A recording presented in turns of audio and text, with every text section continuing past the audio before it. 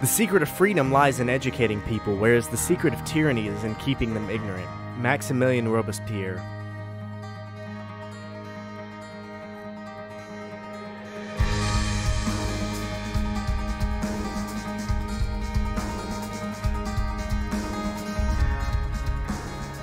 What's going on, everybody? My name is Logan, and welcome back to the Conservation Project, the podcast for the average Joe that still believes in life, liberty, and the pursuit of happiness, and that we are still one nation under God.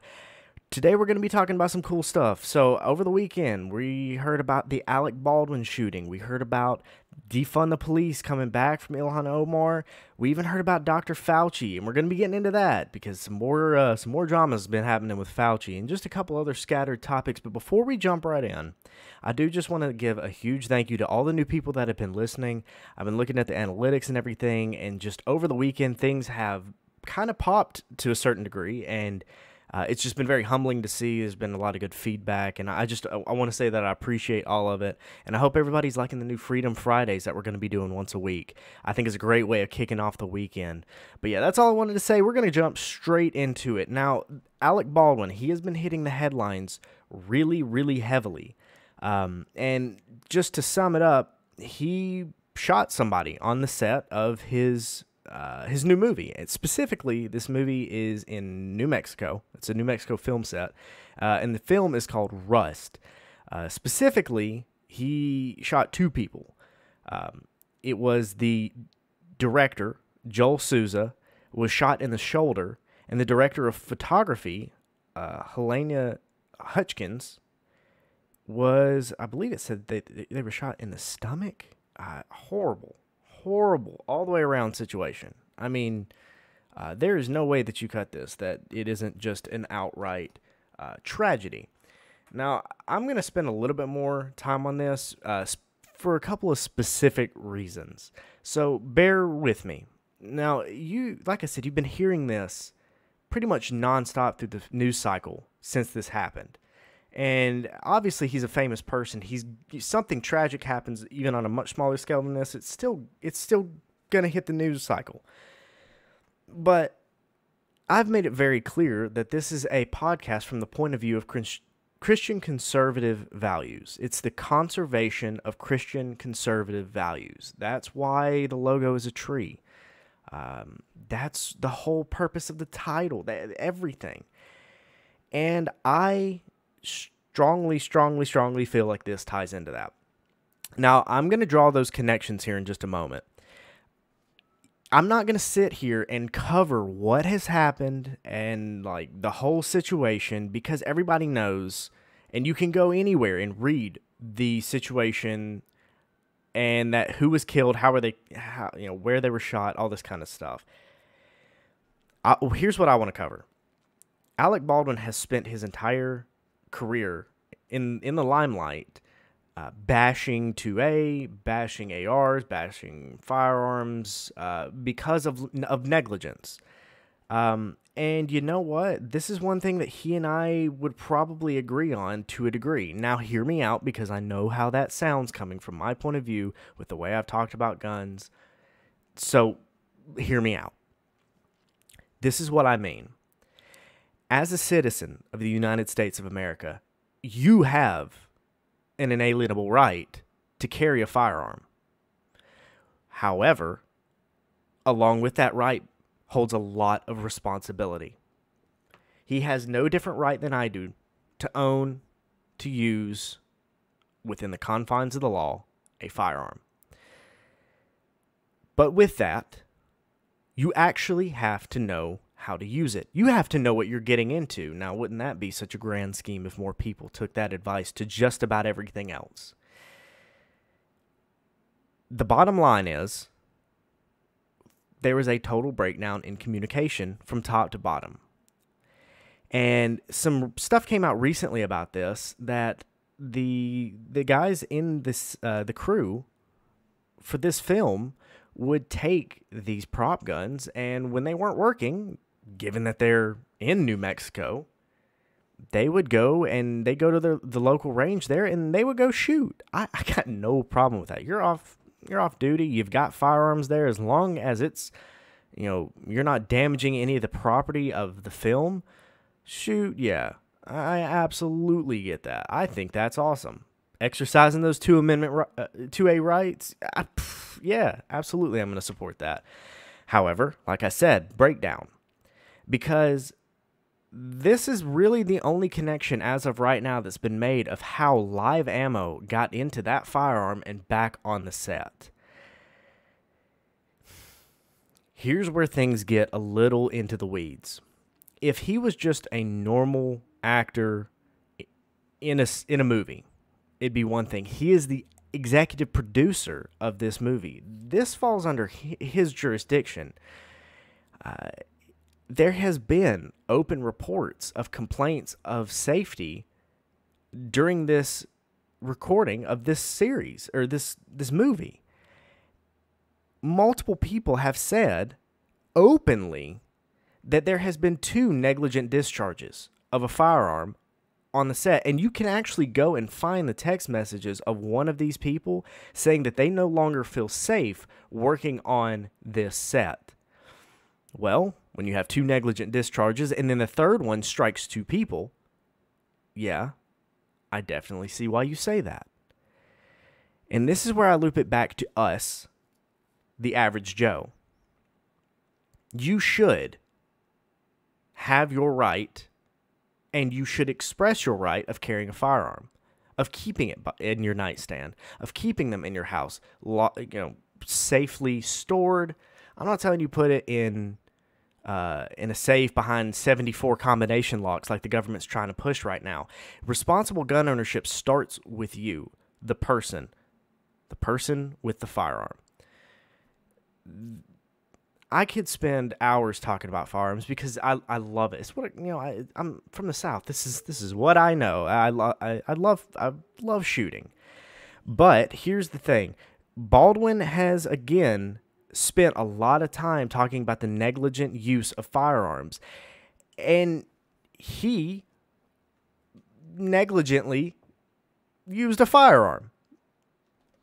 I don't know what else to say. There are 4 rules of firearm safety. First one, just keep it pointed in a safe direction at all times. Number 2, treat every firearm as if it's loaded. Number 3, be sure of the target, what's in front of it, what's behind it, to the left, to the right, and beyond. And number 4, keep your finger off the trigger until it's time to shoot. So, and a lot of people will tie in number 1, and I do this personally when I'm instructing anybody, when I'm teaching anybody anything about firearms, I always talk about keep it pointed in a safe direction. But most people have mixed that with and know the condition of the firearm. And I am not going to get into a big NRA or FPC, Firearms Policy Coalition, or National Rifle Association discussion here. That's not what this is about. But the NRA even says this now, the FPC says this now, and pretty much every credible firearms instructor will say that the first rule is know the condition of your weapon. Every instructor I've ever spoken to, every video I've ever watched of instructors teaching, they always talk about how if you're going to conceal carry, or if you're going to open carry, if you're going to carry out in public, or in any circumstance, but especially if you're going out in public, know the condition of your firearm before you leave the house, before you put it in your holster and put it on your waist. That is the rule. And he had a negligent discharge because of this exact thing. Now, I'm sympathetic to the situation because I absolutely hate it for him. I don't believe he did any of this out of malice. Now, if that proves to be different, then so be it. But yeah, I do think the dude's a jerk. I think his politics on guns are frankly ridiculous. That has nothing to do with the fact that I know that he's sitting there wherever he's at right now And this whole scenario is running through his mind. And you watch, this is going to come out, it's going to turn around, he's going to come out and say, this is why we need to get rid of guns and yada yada. It is a very hollow, shallow argument. I'm sorry, it just doesn't hold water whatsoever. It really does not. And there's a reason I wanted to spend a lot of time on this particular topic, even though it's been in the public a lot recently. Like I said, you can find all the information you want about this. But this podcast is about us. It's about normal people. And you have a responsibility as a normal person, as an everyday person, to carry your firearm responsibly. Let this be a lesson of responsibility in the use of a firearm. And I'm going to go full Uncle Ben here, but with great power comes great responsibility. It's true. It's cheesy. It's cliche. But in this situation, I don't know what else to tell you. It's the truth. Let this be a wake-up call. Moving on. We're going to get into the weeds in this episode, let me just tell you. We are going to get into the weeds on this. We're going to be talking about Ilhan Omar right now. The pioneer, really. I'd say pioneer. I don't know if I want to give her that much credit on this. She has been headlining the whole defund the police movement, especially in Minneapolis. You know, she's a representative there, so, okay. I get that she's trying to shill to her constituency, and I say it in those blunt terms because the woman is trying to shill to her constituency. That is the bottom line of this. I don't know any other way I can twist this. She is now saying that the Minneapolis police is to blame for the rising crime rates in the city. Does anybody want to jump in on that one? Because she's the one that chose to defund the police. Like this is her work. Fox News reported, quote, the lawmaker's comments come as a violent crime has surged in Minnesota over the last year, rising 17% in total while setting records for murder. Minneapolis, the state's largest city, has had to fight the surge while its police department suffers from staffing and morale problems after the death of George Floyd in the city, something some say has fueled the crime surge. I don't know how she says this next part. She openly, at a town hall event over the weekend, said that their police department is, quote, a cancer, and that we need to completely dismantle the Minneapolis Police Department. I'm sorry, but this is, just to clarify, this is the textbook definition of cognitive dissonance, correct? Like, I want to just verify this real quick. She said, quote, what we must also recognize is that the reduction in policing currently in our city and the lawlessness that is happening is due to two things. One, the police have chosen to not fulfill their oath of office and to provide the public safety that they're owed to the citizens they serve, right? It's documented, but even before that it was documented. The Minneapolis Police Department is the most dysfunctional police department in our state and probably in the country. The second part is that there has to be accountability, and someone that is actually taking responsibility for what the police does invest in, and that doesn't exist in this moment. And I do believe that the current charter that we have that's tied to the hands of those who want to have that accountability, because we are mandated to have a specific amount of policing, we are mandated to, have the kind of these union contracts that we have right now. My God, I really wish I wasn't reading this verbatim, because this is the most asinine thing I've read in a while. And you can tell that she went full Joe Biden and just started rambling when she completely ran out of thoughts in her head. I mean, this is straight Michael Scott from The Office. You're just saying words. You can't back up the fact that you headlined You spearheaded one of the most egregious, ridiculous decisions that this country has ever seen on a local standpoint in regards to its policing. So you really are the one to blame here. But no. This is the people who should be taking the blame are the ones that you're trying to get out of the way. Hold on. Let's back up. Let's say that slowly. She is pointing the finger at the people that she's trying to actively get rid of, has mostly gotten rid of, has taken the money from, has taken the funding from, has taken the training from, and she says it's their fault for the few of them that are still around. Now, I am not a police officer. I know quite a few. I've worked with tons, given my past work history. What do you expect when you take all of the resources to make them more efficient and effective at their job and you literally throw it out the window? We have taken this bucket of money and we have thrown it we've scattered it into the wind. Ilhan Omar, this one is on you. There's no ifs, ands, or buts here. That's it. There's nothing more to say there. Minnesota needs to get its act together. And a lot of other cities that are taking to this trash need to rethink it. Anyways, moving on. That's it. We're talking about Fauci. We're doing it. I don't want to do it. But this absolute dumpster fire of a situation has gotten so far out of hand that it cannot be left unsaid anymore. I'm sure you've heard about the Arrest Fauci hashtag that's trending on Twitter right now.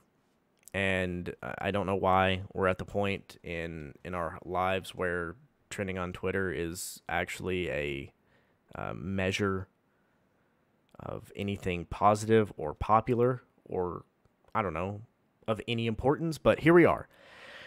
Regardless, it's been trending specifically Sunday, not yesterday, as Dr. Anthony Fauci, one of the top officials at the NIH, National Institutes of Health, received a wave of backlash following several revelations about the agency. Now, if you want to read this article, go onto the Daily Wire. They actually do a great job of breaking this down. There's actually a lot of places that are breaking this down. Again, I try to choose a lot of resources that have quotes and actual objective facts.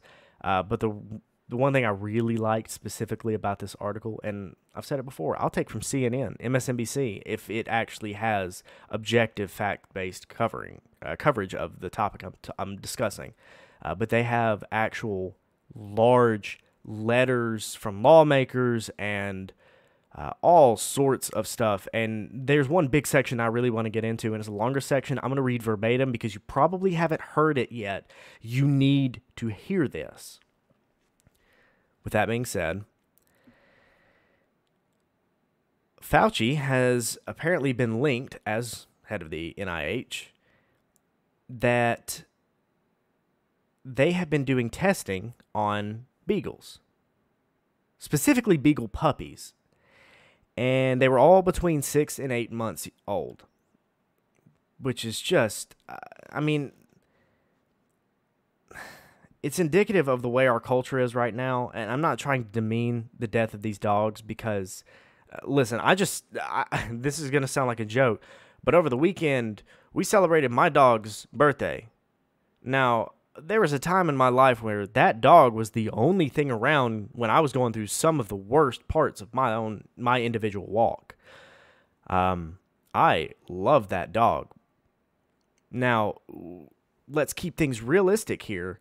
Fauci and the NIH have been proven time and time again to be lying blatantly about things and about decisions that wholeheartedly have affected the United States and have caused the death of people. But 44 beagle puppies is what it took to snap.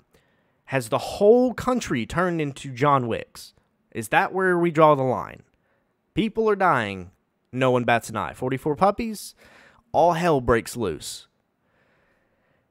I don't understand that. Now, this is tragic, don't get me wrong, but it comes off the back of something that is legitimately something that should be making the rounds in the news. On Wednesday, the NIH admitted in a letter to lawmakers that the U.S. taxpayers funded research at the Wuhan Institute of Virology that led to the creation of a more severe strain of bat coronaviruses.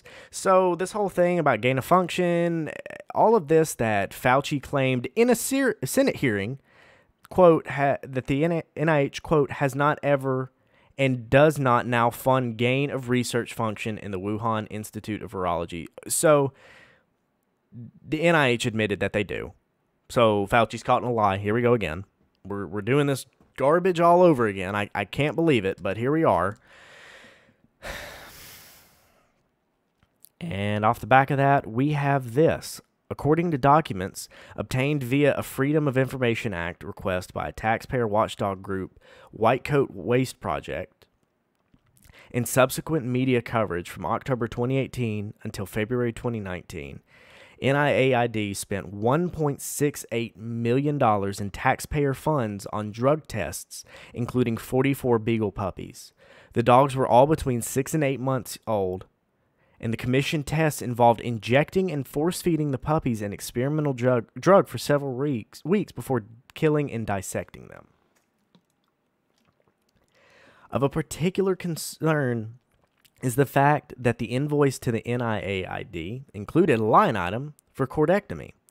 As you are likely aware, cordectomy, also known as devocalization, involves slitting a dog's vocal cords in order to prevent them from barking, howling, or crying. This cruel procedure, which is opposed with rare exceptions by the American Veterinary Medical Association, the American Animal Hospital Association, and others, seems to have been performed so that the experimenters would not have to listen to the pained cries of the beagle puppies. This is a reprehensible misuse of taxpayer funds. Yeah, I would agree with that. Reprehensible is just a fraction of the words I would use. And, you know, last month, Fauci was facing calls to resign over reports of gain-of-function research taking place in the Wuhan Institute of Virology. And, you know, love him or hate him, Rand Paul saying that he lied to Congress and should be investigated. He lied to Congress. He should be investigated. Why are we questioning this? I'm not trying to see a man's career ended. But he is responsible for legitimately reprehensible things.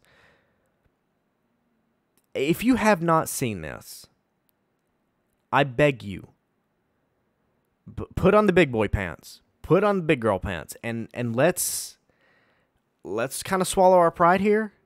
And this is going to turn some stomachs. You need to see the actual pictures of these experiments, because here's the thing, these are not open-ended words. This has been shown via the format of photographs.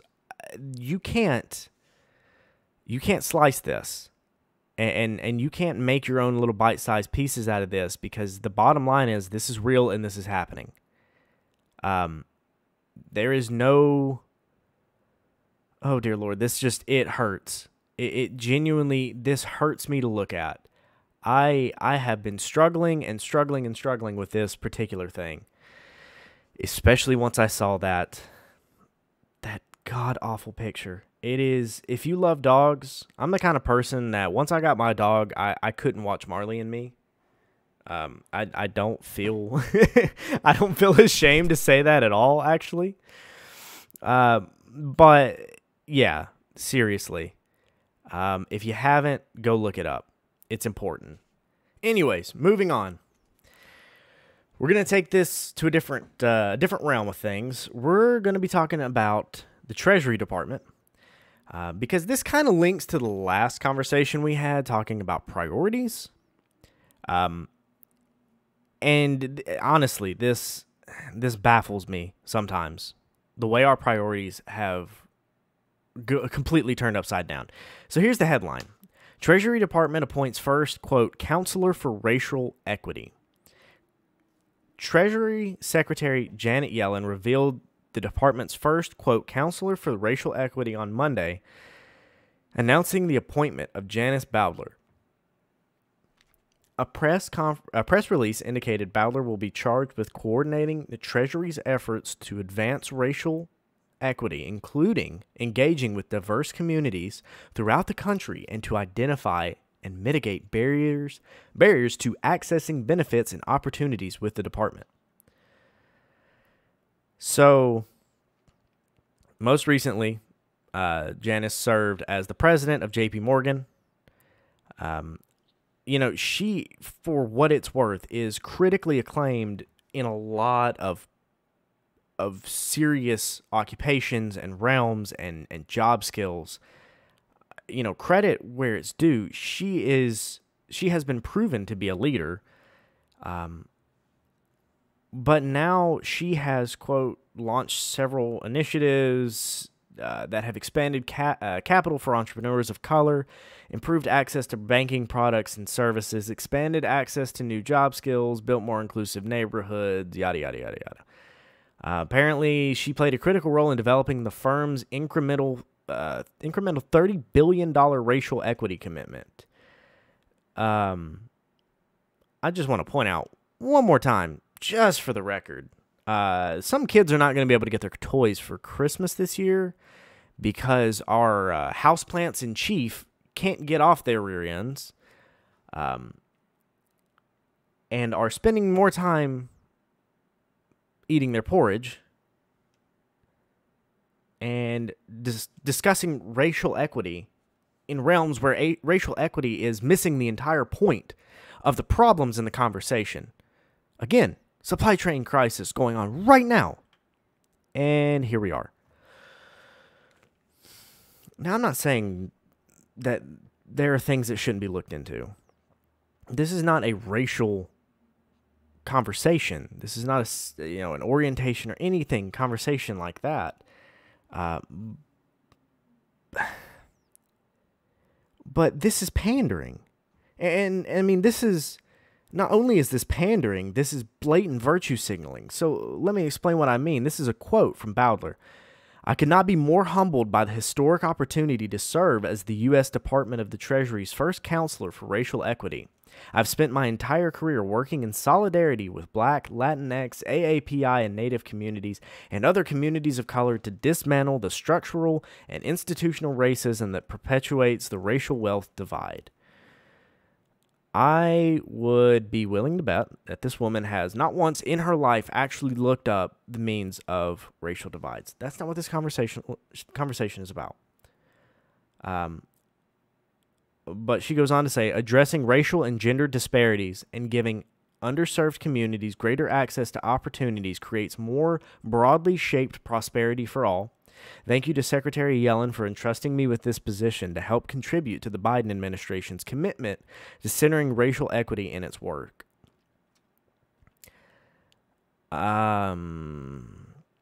Just so we're in the same position here, Yellen has recently come under a lot of criticism. Actually, yesterday, because she stated that Senate Democrats are looking into imposing a tax on unrealized capital gains of the richest Americans. Oh, that last sentence really lights a fire under me. So, a tax on unrealized capital gains of the richest Americans, no, that's not how that works. A tax on unrealized capital gains is going to affect more than just, quote-unquote, the richest Americans. But this is the woman who is now making the decisions in the department, literally in the Treasury Department. And she is in full support of $3.5 trillion social spending bill. So high-ups in the Treasury are saying that we should be spending $3.5 trillion, are still telling our citizens that it's going to cost no money. And now they're saying that we need to be imposing a tax on the unrealized capital gains. And to really put that cherry on top, we've cemented what we know about our priorities and how we've thrown them out the window by creating an entirely new department in the Treasury, entirely designed for racial equity.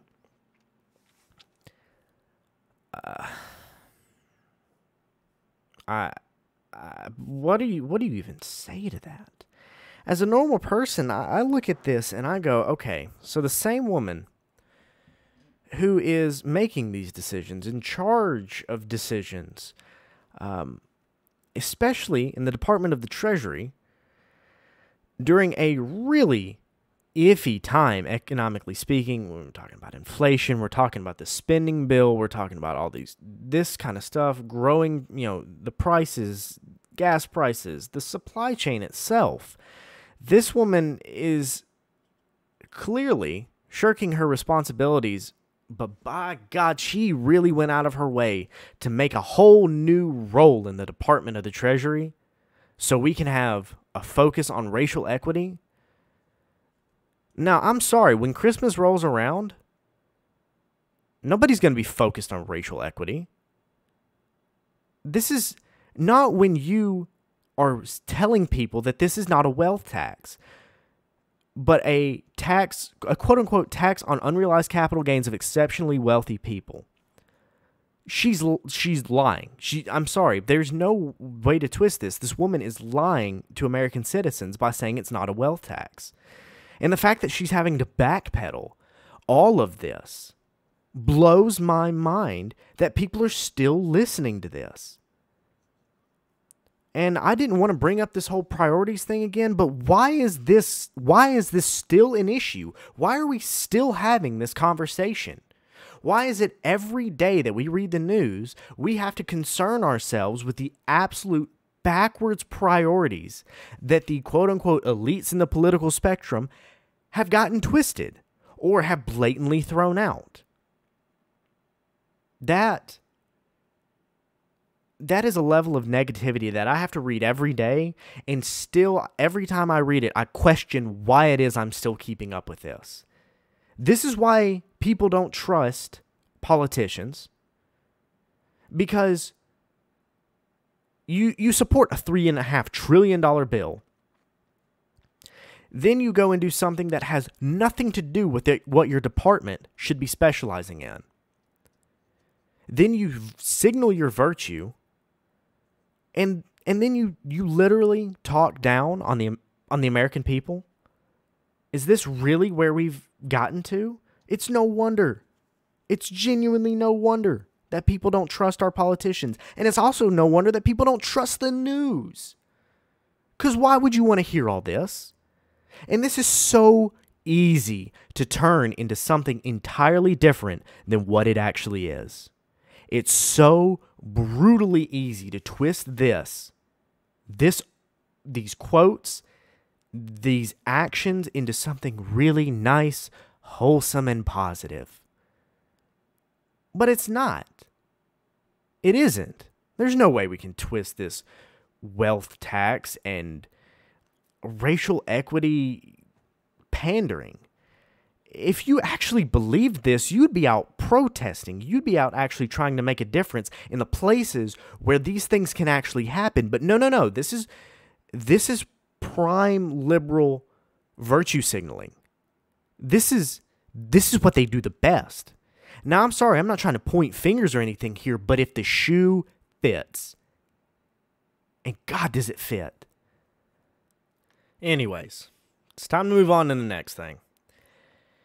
This is kind of a more positive thing that we're going to end on here. And this is coming from Alaska. So, Alaska is now welcoming police officers who defy the vaccine mandates. And they're saying openly that they back the blue. And this is a major twist in what we have been hearing from a lot of other places, namely Chicago. 3,200 Chicago police officers are refusing it.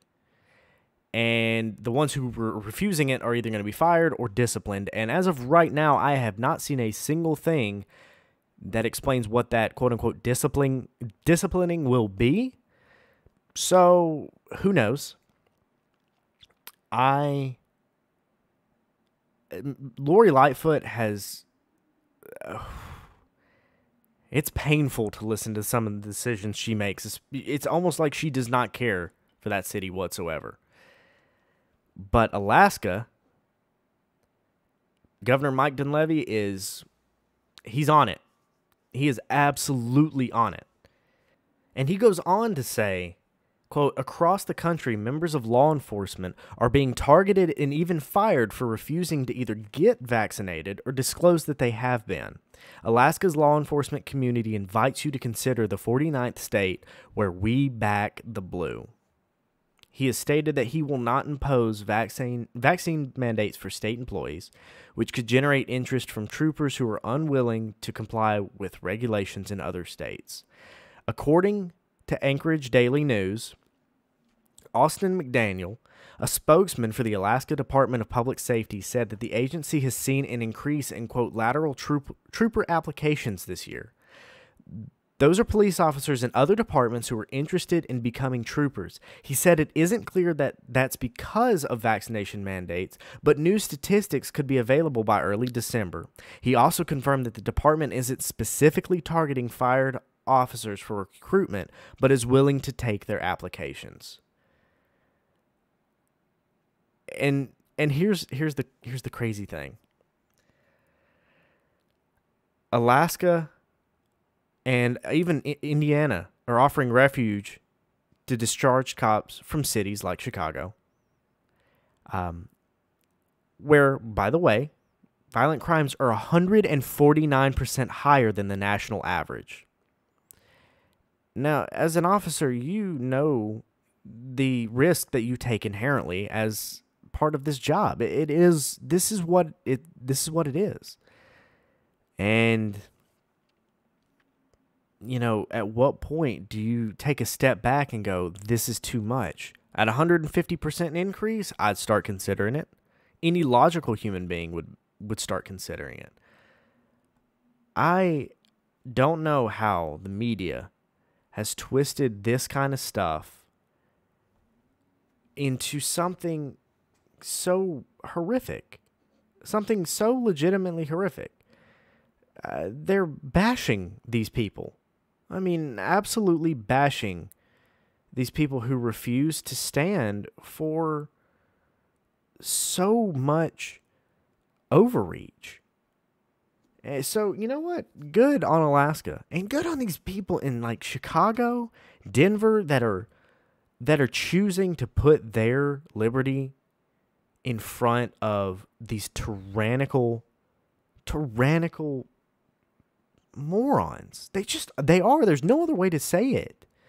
And here's the biggest problem with the liberal media right now. And I say liberal media as if I'm not thinking about multiple people that I have seen publicly say, just normal citizens say, that these people are walking out on their jobs. They're walking out on the safety of oh my God, it's pure virtue signaling. You don't give a rip about it. Because if something was so egregious to you that you believe that you needed to walk out, you would do it. And all the people that are saying this are not the people who've put their lives on the line. Not even had that consideration. These are people that don't spank their children.